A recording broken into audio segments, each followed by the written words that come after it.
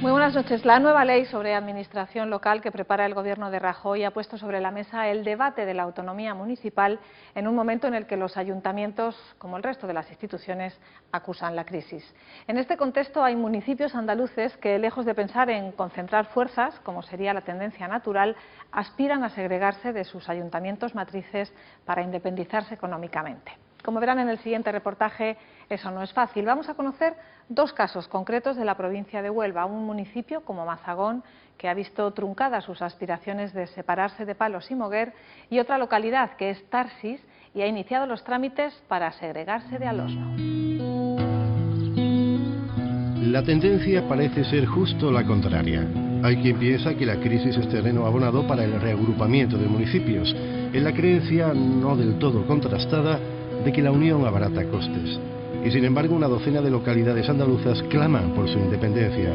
Se sienten diferentes, pero eso no basta.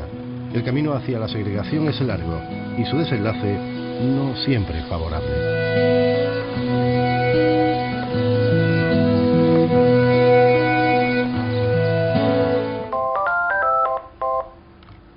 Ayuntamiento de Tarsis, dígame. ¿Una avería de agua? Vale, barriadas M. Montaner, ¿no? Quien llama y quien atiende la llamada tienen asumido que es el ayuntamiento quien responde. Vale, de acuerdo. De nada, hasta luego. En la fachada se lee ayuntamiento y como ayuntamiento se define este edificio en la placa que conmemora su inauguración. Estamos en Tarsis, una localidad de 2.300 habitantes situada en el corazón minero del Andévalo onubense. No solo nos sentimos como ayuntamiento, sino que de hecho el tratamiento oficial institucional de aquí con Tarsis y con el alcalde es como ayuntamiento como tal. Te lo puedo demostrar. Pepe, ¿me pasas algunos de los últimos registros? Mira, por ejemplo, una asociación de empresarios del municipio de Alosno, dirigido Lorenzo Gómez Volante, alcalde del Ayuntamiento de Tarsis. El propio Ayuntamiento de Huelva, de la capital, Ayuntamiento de Tarsis. Propio presidente de la Diputación Provincial, dirigiéndose al alcalde presidente del Ayuntamiento de Tarsis. E incluso la Junta de Andalucía, dirigiéndose a Lorenzo Gómez Volante como alcalde y Ayuntamiento de Tarsis. Y sin embargo, Tarsis no es todavía un municipio propio. Es una entidad local autónoma cuyo presidente, que aún no es alcalde, se siente no obstante como tal. ¿Quién de vosotros ha visitado Granada alguna vez o ha visitado la Alhambra? En un pueblo pequeño, política y vida cotidiana van de la mano. El presidente de la entidad local de Tarsis simultanea su cargo con su actividad docente. Es complicado, la verdad que es complicado. Tengo bastantes facilidades aquí en el centro, tengo mis horas, en mi horario lo tengo estructurado a partir de las 8 de la mañana y termino sobre las 11:30 más o menos y después me dedico pues a lo que es el ayuntamiento. La verdad es que es complicado. Buenos días. Hola, buenos días. ¿Una cosita por ahí? ¿Sí? Tarsis es una de las 13 localidades andaluzas que han solicitado la independencia respecto al municipio matriz al que pertenecen. La mitad de ellas se encuentran en la provincia de Granada y las demás se reparten por Córdoba, Málaga, Cádiz y Huelva. Todas, sin excepción, esperan una resolución favorable a la segregación, aunque es poco probable que todas lo consigan. Los 13 expedientes difícilmente van a ser estimatorios todos porque las realidades son muy diferentes y porque, sobre todo, la garantía de viabilidad tienen que hacerse con un rigor necesario para no generar frustración o una nueva situación que en ningún momento le pueda generar perjuicio objetivo. El afán segregacionista de cualquier localidad pivota generalmente sobre tres ideas principales: la sensación de abandono por parte del ayuntamiento matriz, la distancia física y, sobre todo, la certidumbre de sentirse diferentes. Hasta el habla es diferente. Somos pueblos que somos relativamente vecinos porque estamos a 6-7 kilómetros de distancia, pero somos muy diferentes. Alosno es el fandango, es la guitarra, Tarsis es más, nos gusta más el fútbol, tenemos más la reminiscencia de los ingleses, tenemos otra forma de enfocar las cosas, las fiestas son diferentes. En todos los casos, en Tarsis también, un proceso de segregación se acoge a lo dispuesto en la reciente Ley de Autonomía Local de la Junta de Andalucía. Para que un pueblo se separe, el municipio matriz del que depende debe aprobar en pleno y por mayoría absoluta la segregación. Tarsis depende de Alosno, cuyo alcalde, por cierto, es natural de Tarsis. No hace mucho el ayuntamiento alosnero dijo sí a la independencia, poniendo así término a 30 años de debate. Hubo una época en que se hablaba de segregación y no podías hablar de segregación, pero ya llega el momento de que yo creo que Tarsis es Tarsis, Alosno es Alosno, y cada uno tiene que ser su pueblo y punto. No hay marcha atrás. Y yo me alegro de que en vez de 2 meses tarde 1, de que se produzca ya la segregación que todo el mundo lo está esperando. El acuerdo político es condición necesaria, pero no suficiente. La ley pone una segunda condición. El pueblo que pretenda independizarse debe demostrar que tiene capacidad económica para valerse por sí mismo. Que Alosno y Tarsis estén de acuerdo en la segregación de Tarsis, lo que garantiza es que no hay problema en ese sentido. Es decir, que es un elemento favorable, sin lugar a dudas. Pero no solo basta con un acuerdo entre ambos, que es un elemento importantísimo, porque sin ese prácticamente no se avanzaría, pero nos falta el de garantizar la viabilidad económica de la futura población de Tarsis. Un proceso de segregación ronda el año y medio, aunque la complejidad de los aspectos a tener en cuenta puede prolongar el trámite algo más. La impaciencia, a veces histórica, cunde allí donde se espera con ansia o con alivio la independencia. Espero que el 2013 sea el año en el que de verdad tengamos los tarsileños una respuesta, porque lo que es evidente que si no se consigue esto, no vamos a ningún lado. El desarrollo de este pueblo pasa básicamente por ahí.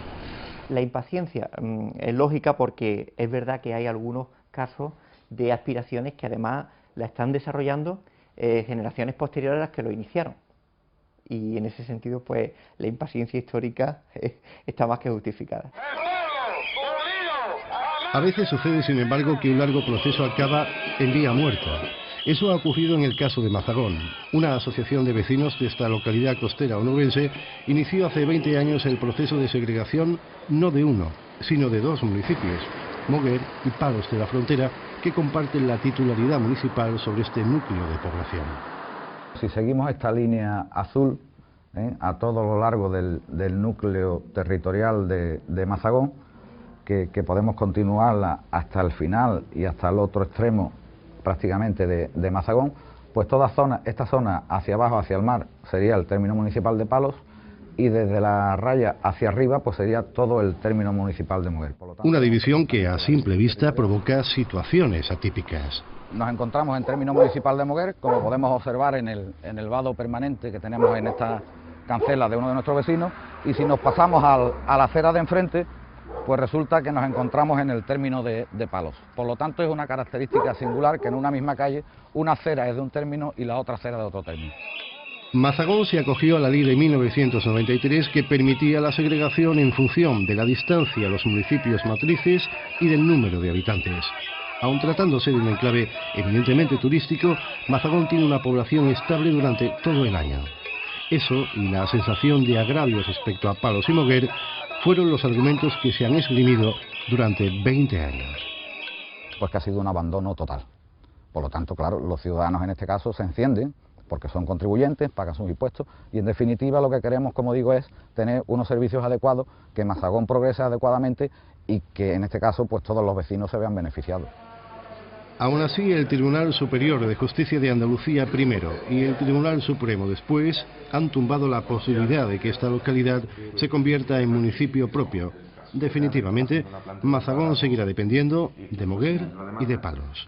Me siento satisfecho y el pueblo de Palos se siente satisfecho porque nosotros consideramos a Mazagón como algo consustancial a nuestro propio pueblo. La sentencia viene a decir, Palos es todo, tanto Mazagón como Palos, como La Rábida, y eso es para satisfacernos. Estamos en contra de la segregación porque estamos demostrando hoy día que es compatible apostar por una zona territorial de Moguer como es Mazagón, sin que haya ruptura entre los intereses de vecinos de Mazagón y los intereses de vecinos de Moguer, que somos los mismos. Buenos días. Bueno, María José, ¿qué tenemos hoy? Claro que la segregación de Mazagón tiene además su intrahistoria política. ABEMA pasó de ser una asociación de vecinos a convertirse en un partido político que pactó alternativamente con el Partido Popular y el Partido Socialista en el Ayuntamiento de Moguer, a pesar de que ambas formaciones políticas siempre han estado en contra de la independencia. Cuando el Tribunal Supremo le ha dicho que de segregación nada y la nueva legislación que tiene ahora la Junta de Andalucía casi imposibilita que haya una segregación, yo creo que lo que mejor procede, por coherencia, es que el partido político de ABEMA se disuelva. No podemos crispar más la situación. El respeto es la palabra clave. Y en el respeto conlleva que si ya ha terminado un procedimiento, hay una sentencia, se respete esa sentencia. Se respete el dolor de aquellas personas que no han conseguido su objetivo, pero también se respete que hayamos nosotros obtenido nuestro objetivo. Mazagón es un reclamo turístico muy conocido que, sin embargo, intenta sortear los embates de la crisis.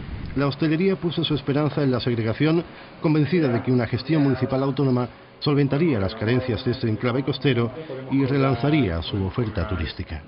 Yo creo que el sector turístico no ha estado bien tratado por los ayuntamientos matrices. De todas formas, cuando un camino se acaba hay que empezar otro y insisto que debemos de seguir el camino que nos lleve al futuro y al progreso de Mazagón, sea a través de la independencia o de la no independencia. Se confirme la unidad territorial, como sucede en el caso Mazagón, o se esté a punto de dividir en dos el territorio, como podría ocurrir en el caso de Tarsis, lo cierto es que la recesión económica no hace sino complicar aún más la situación. Hace casi 23, 24 meses que no recibimos nada absolutamente del Ayuntamiento de Matriz, pero nada es nada. Se pagan los funcionarios y se paga lo que es el alumbrado público, pero ya está. Yo le tengo que decir que en Alosno llevamos ya 2 años sin hacer fiesta, ningún evento, ni hacer nada. Y en Tarsis pues se han buscado también, se han buscado la vida y han hecho cositas, pero aquí nosotros hemos estado sin poder hacer absolutamente nada. El anteproyecto de ley de administración local que maneja el Gobierno central no promueve expresamente el reagrupamiento de municipios, pero sí prevé vaciar de competencias a los ayuntamientos pequeños que no cumplan con las medidas de austeridad presupuestaria. Es un argumento falaz, en el sentido de que no está ni mucho menos demostrado que una agrupación de municipios o la eliminación de municipios conlleve necesariamente una mejor gestión, más bien al contrario.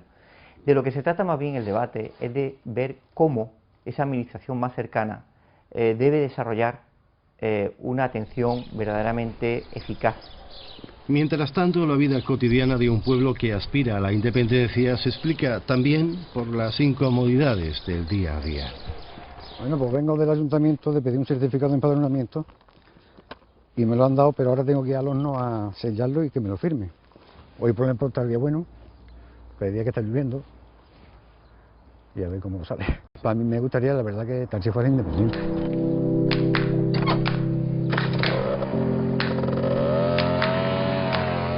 Una carretera es una buena metáfora de lo que acontece en algunas comarcas de Andalucía, porque a veces lo que aparentemente nos une es también, y sobre todo, lo que nos separa.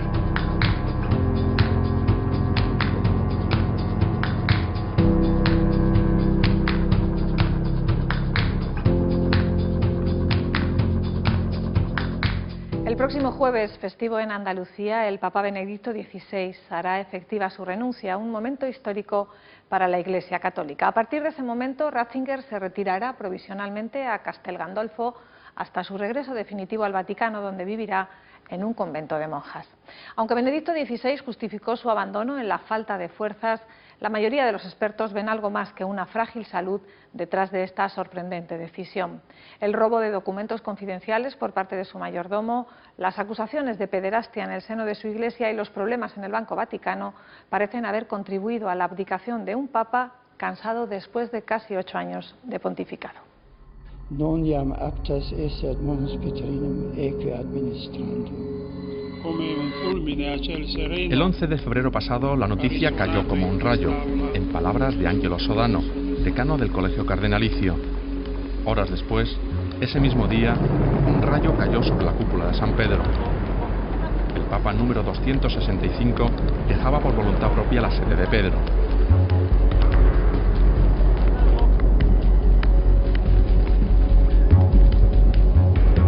Benedicto XVI, con 85 años y múltiples enfermedades que se fueron conociendo en esos días, decide que el 28 de febrero próximo, a las 8 de la tarde, dejará de ser Papa. El Papa, cuando asumió el pontificado, ya dejó claro que no era en principio su plan de vida, su proyecto de vida, digamos. Él tenía 78 años entonces, había estado trabajando en la Curia Romana durante varios años con Juan Pablo II, había sido antes profesor universitario y yo fui alumno suyo. Es un hombre de biblioteca, un hombre de pensamiento. El Espíritu Santo me llama a gobernar la Iglesia, lo acepto porque me llama el Espíritu Santo, pero no era mi plan de vida. Y supongo, y lo dejo así como en suspenso más o menos en varias entrevistas, y dio a entender que un día podía irse. No lo esperaba, incluso en casa, estábamos en casa juntos y la familia, y dimos un grito, como de sorpresa, ¿no? De sorpresa y de satisfacción, ¿no? Por fin, ¿no? Por fin esto de ser papa no es algo sagrado que no puede perderse, ¿no? Pero ¿por qué renuncia el cardenal Ratzinger y por qué ahora? Estos últimos meses, varios casos de intrigas y asuntos económicos han centrado la actualidad vaticana. El juicio, condena y posterior indulto del Papa en Navidad pasada a su mayordomo, Paolo Gabriele, ha dado mucho que hablar dentro y fuera de San Pedro. Miles de documentos robados y filtrados a la prensa por la persona de más confianza de Ratzinger supusieron un grave escándalo que se cerró en falso con el indulto papal. La forzada dimisión del director del Banco Vaticano, Ettore Gotti Tedeschi, amigo del Papa y miembro del Opus Dei, que fue llamado a limpiar las arcas vaticanas de negocios oscuros y blanqueos de capitales y salió del mismo aterrorizado, es otro de los escándalos que han podido minar la débil salud del Papa. Se podía quizás, pienso, haber planteado su renuncia a cumplir los 85 años, que fue en abril de 2011, y sin embargo ha esperado. Probablemente, quizás si lo tuviera previsto en aquel momento, pensaría que no era momento de dejar la Iglesia porque es un momento difícil. Hay una palabra en la declaración del Papa para su renuncia que ha pasado para algunos desapercibida, casi, cuando él habla de adecuadamente. Yo puedo servir a la Iglesia, pero yo quiero servirla adecuadamente. Me influye la edad, influye pues sus limitaciones, como es lógico, por tiene 85 años. Junto a estas limitaciones, diríamos, físicas, pues están también los grandes asuntos a los que hay que atender. Y dice, bueno, yo en estas condiciones lo que no puedo es viajar. Las investigaciones judiciales en varios países de abusos sexuales a menores por parte de sacerdotes católicos y el clamor de las víctimas para que el Vaticano tomara medidas sí fue atendido en este papado. En vez de callarse, tal vez un conservador hubiera disimulado, hubiera intentado taparlo, que no se supiera, lo ha sacado a la luz pública, lo ha dicho, ha castigado a los culpables, ha destituido obispos y los ha mandado a su casa, ha utilizado simultáneamente el látigo de Jesucristo echando al mercader del templo abiertamente y a la vez la misericordia. La intención de Roger Mahony, cardenal de Los Ángeles, de acudir al cónclave parece indicar que esta herida de la pederastia aún no se ha cerrado. Acusado de encubrir a cientos de clérigos de su diócesis y apartado de sus funciones como arzobispo, muchos católicos estadounidenses daban por hecho que no acudiría, como cardenal elector que aún es, a elegir nuevo papa. Pero ya ha hecho las maletas. Se ha acusado de conservador a Benedicto XVI no tanto por su teología, que pocos discuten, como por lo que ha dejado de hacer, llevado quizá por su espíritu demasiado académico. Durante 8 años no ha habido un administrador de la Iglesia, sino un profundo teólogo. En cuanto al Banco del Vaticano, la semana pasada, ya anunciada la renuncia papal, Benedicto XVI nombró nuevo director de las cuentas vaticanas a Ernst von Freiberg, empresario alemán que dirige, entre otras empresas, un astillero que fabrica todo tipo de barcos, incluidas fragatas para la Armada. Aunque el portavoz vaticano, en cuanto se publica este detalle, advierte que ya no fabrica buques de guerra. El nuevo banquero de Dios es Caballero de la Orden de Malta, una orden cuyos destacados miembros fueron recibidos por el Papa precisamente la semana pasada en una audiencia en la que Benedicto XVI agradece expresamente el donativo generoso que recibe de estos y que destinará a obras de caridad. Y un motivo más para la renuncia. Una última razón. En junio tiene que ir a Brasil. Y de pronto el Papa 15 días antes dice no puedo ir. Bueno, los médicos le han dicho que no vaya a Brasil, que no está en condiciones físicas de ir. Es en junio. ¿Qué hace? Le dice a los de Brasil, ahí os quedáis con todos vuestros preparativos, tirarlos por la ventana que no voy. Pues es mucho más sensato decir, ante ese desafío que los médicos me prohíben asumir, que vaya otro. La Iglesia necesita un Papa más joven, con fuerzas suficientes para afrontar los retos espirituales de una Iglesia con 1.200 millones de fieles y la administración de un Estado Vaticano puesto patas arriba. El perfil del nuevo pontífice, pues, se antoja complicado. Quizás nosotros nos fijemos todos, a lo mejor en elementos muy técnicos. Un Papa solucionador de problemas que tenemos, un Papa animador de una indiferencia que puede haber. Es muy difícil el hacer una... Por eso, porque nosotros solemos pensar en un perfil técnico. Bueno, un perfil, diríamos, completo sería, bueno, en primer lugar, un hombre de Dios.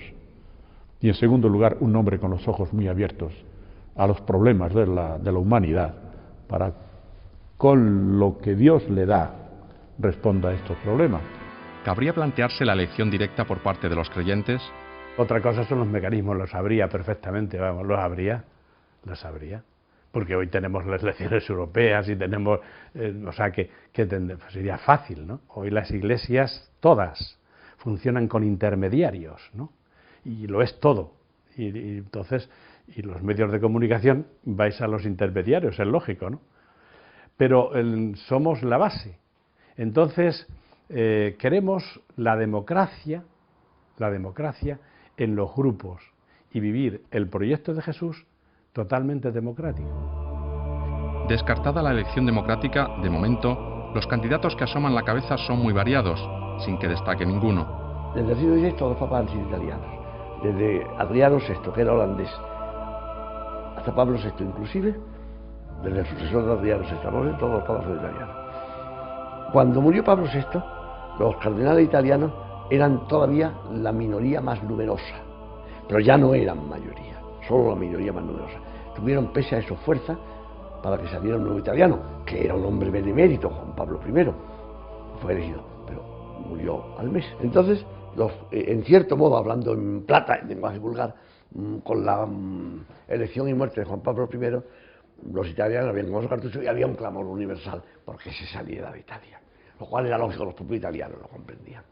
Y entonces se eligió en su lugar a un polaco,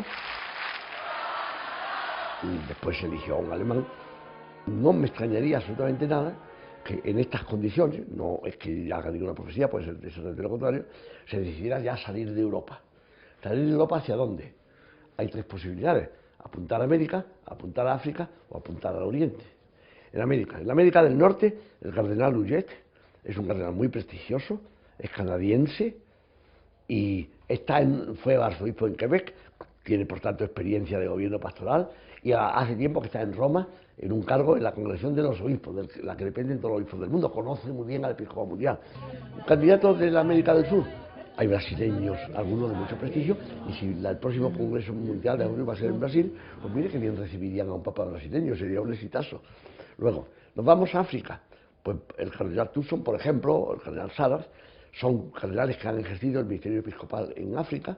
El cardenal Tucson, por ejemplo, fue arzobispo de Coast en Ghana durante años, y en Roma está encargado del Consejo Pontificio para la Justicia y la Paz, que es una cosa que entra mucho por los oídos. Es el prefecto de la Congregación para los Sacramentos o para el culto. Es muy respetable, pero le suena menos a los oídos populares. En Asia, por ejemplo, el arzobispo de Manila, lo que pasa es que es demasiado joven. Elegir a un cardenal de 53 años es demasiado que largo me lo fiáis, pero es un hombre muy prestigioso, muy simpático y muy inteligente. Los españoles no están en ninguna quiniela. El más cercano a nosotros, Monseñor Carlos Amigo, andaluz de adopción, estuvo 27 años como arzobispo de Sevilla. Desde 2003 es cardenal. Tiene 78 años. Como decía me parece que fue don Policarpo, el arzobispo, el patriarca de Lisboa, que le preguntaron algo así: ¿y usted, eminencia, tiene posibilidades? Dice: hombre, más que mi hermana, sí. Pero, vamos, no hay ninguna inquietud, en absoluto. Si los italianos aún conservan alguno de los cartuchos a los que se refiere nuestro catedrático, hemos de considerar a Angelo Scola, arzobispo de Milán, de 71 años, en edad adecuada y muy en sintonía con Ratzinger, además del cardenal Gianfranco Ravasi, que esta semana ha predicado los ejercicios cuaresmales de Benedicto XVI, como predicó Boutilla los de Pablo VI o como predicó Ratzinger los de Juan Pablo II. Pero de África se habla y mucho. Ya te gustaría a ti que yo dijera aquí 5 o 6 nombres, ¿no? Pero que primero no soy de los que siguen demasiado el personalismo dentro de la Iglesia, ¿no? Es decir, en ese sentido no soy un capillita del Vaticano y de la institución, ¿no? Sí miramos mucho desde dónde hacen teología. Y hoy África es un lugar teológico. ¿Qué se llama lugar teológico? Pues es aquello desde lo cual, diríamos, la palabra que se vive y que se experimenta del Evangelio tiene mucha autenticidad. Yo prefería votar por África o Latinoamérica. Lo importante es el misterio que hay que desempeñar. Lo menos importante es el color de la cara del dirigente que tiene que hacer esto. Y puede ser de cualquier tipo de raza, color, condición. En africano sería una sorpresa, ninguna. Hasta principios del siglo XX los monarcas católicos tenían derecho de veto sobre el elegido en el cónclave. En una institución de 20 siglos, los pasos que se dan son lentos y los decenios son días para el ritmo actual. Muchos retos tiene ante sí el cónclave de cardenales que deberá comenzar, como muy tarde, 15 días después del 28 de febrero. Modernizar la manera de administrar las personas y los recursos es tarea titánica, cuando de lo que se trata fundamentalmente es de administrar las almas, cuerpo y alma de una iglesia que tiene a su cabeza descansando, pero a los miembros principales preparando ya un cónclave que se presume apasionante.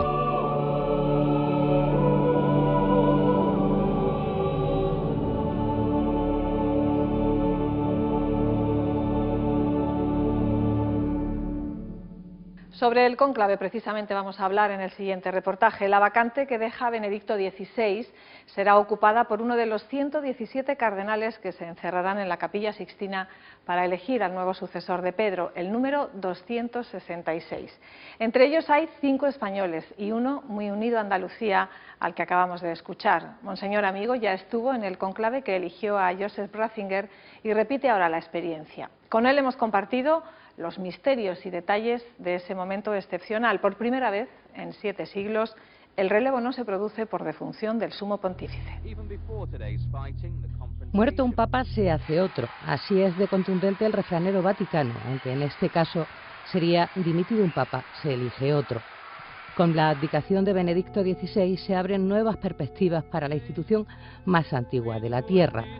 Según las normas, cualquier varón bautizado mayor de edad y soltero podrá ser el futuro romano pontífice, pero la tradición secular dice que con toda probabilidad será un miembro del colegio cardenalicio.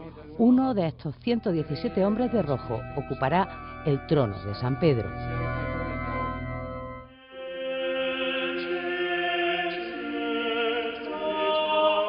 Las estancias pontificias de Benedicto XVI serán clausuradas. Hasta que el nuevo vicario de Cristo no haya sido elegido, permanecerán cerradas. El anillo del pescador, el sello con el que el Papa firma los documentos, se destruirá. Oficialmente, el Vaticano se encuentra en sede vacante. En pocos días se iniciará el cónclave, el proceso de elección del 266 sucesor de Pedro. Juan Pablo II dejó atado y bien atado cómo sería el proceso que designará a sus continuadores, aunque es probable que Benedicto XVI haga algunas modificaciones. No es ninguna novedad. Antes que Wojtyla, en los últimos 2 siglos, San Pío X, Pío XI, Pío XII, Juan XXIII y Pablo VI intentaron adaptar los sufragios vaticanos a los tiempos que les tocaron vivir. Pero fue el Papa polaco el que más afinó en los preparativos. No solo asignó unas estancias ex professo para los cardenales, sino que también restauró el lugar de la votación, la Capilla Sixtina, sin olvidar lo más importante. Juan Pablo II nombró a la mayoría de los electores, porque solo los miembros del colegio cardenalicio menores de 80 años formarán parte del cónclave. Benedicto XVI ha sido más parco haciendo príncipes de la Iglesia. Son unas vivencias muy personales y al mismo tiempo en un sentido de que cualquier decisión que tomes puede tener unas repercusiones pues muy grandes. Hay que estar atento al Espíritu Santo, pero el Espíritu Santo no te llama por teléfono y te dice, oye Carlos, que tienes que hacer esto, sino que el Espíritu Santo habla por las mediaciones humanas, los acontecimientos, las situaciones, las personas. En sus 2000 años de andadura, la Iglesia ha ido fabricando y asentando algunas tradiciones. El primer Papa, San Pedro, fue nombrado por Jesucristo.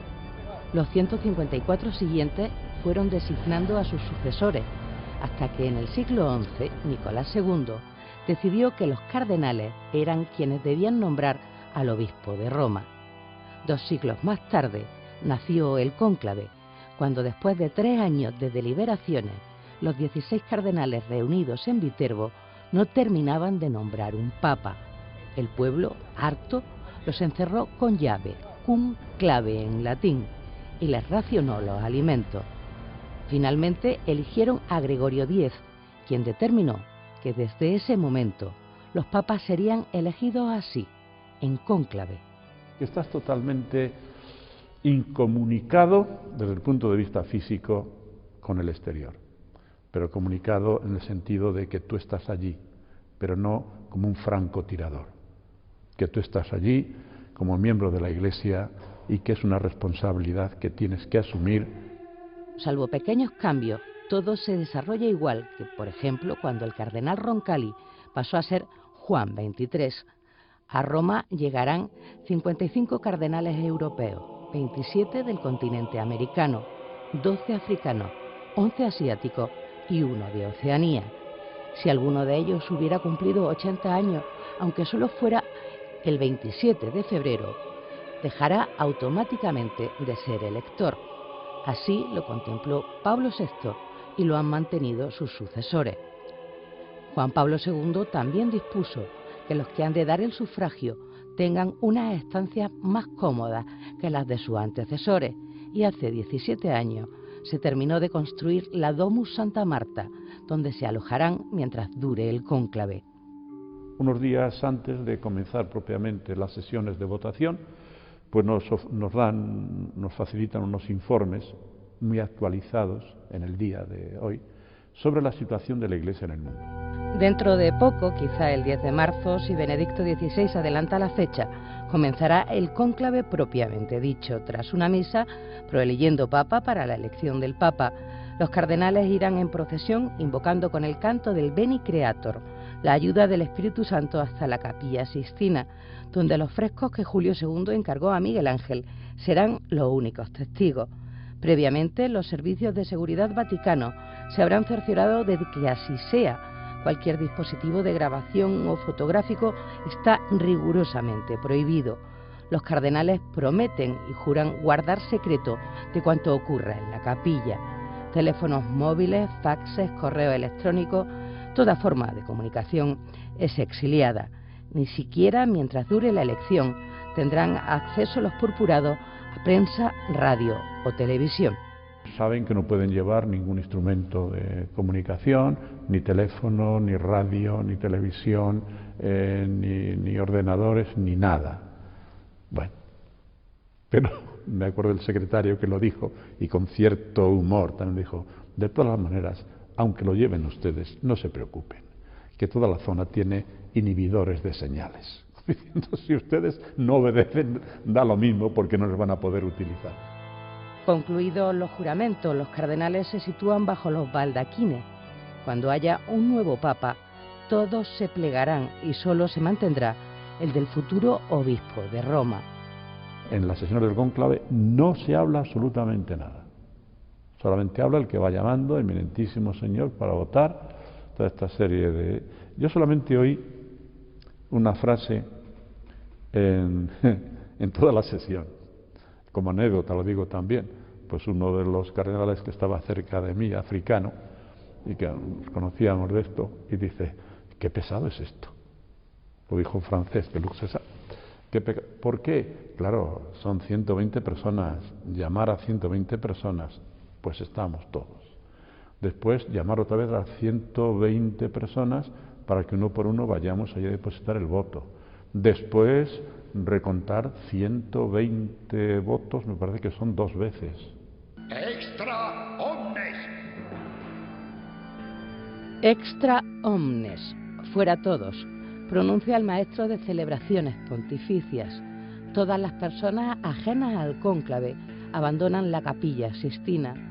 Esa tarde se celebra el primer escrutinio y se proclama la intención del sufragio al depositar la papeleta.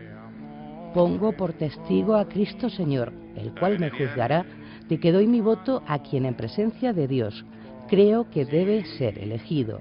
Te tiemblan las manos cuando vas estás en la fila para dejar tu papeleta, te tiemblan las manos. ¿Y qué hago yo? Que mira que si en lugar de este fuera el otro, el que necesitamos, pero allí no puedes ya cambiar, si estás con la papeleta así. No, un momento, esperen ustedes, me quito una bolsita y saco, y además solamente hay una papeleta. En fin, pues todo esto muy, diríamos, muy espiritual, muy carismático, muy divino. Pero las personas que estamos actuando, diríamos, a pie de obra, perdón por la expresión que parece, somos hombres de carne y hueso. Se necesitan 2/3 de los votos para que el proceso sea válido. A partir de ahí, 2 elecciones por la mañana y 2 por la tarde durante 3 días. Si la sede continuara vacante, hay un día para orar, meditar e intercambiar opiniones. Rito que se repetirá otras 3 veces más. Al término de cada sufragio, las papeletas cuyo modelo fue fijado por Pablo VI y las notas que se hubieran tomado por los cardenales se cosen con hilo y se queman. Para obtener el humo negro, tradicionalmente, se añade paja húmeda, pero en ocasiones no se ha obtenido el resultado deseado. Por eso, desde el último cónclave, se le añade un combustible especial para que la fumata sea claramente negra o blanca.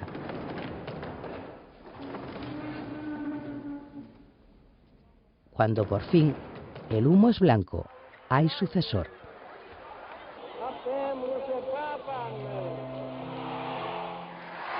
¿Quién de los 117 purpurados será el elegido por sus compañeros? La fumata blanca lo anunciará.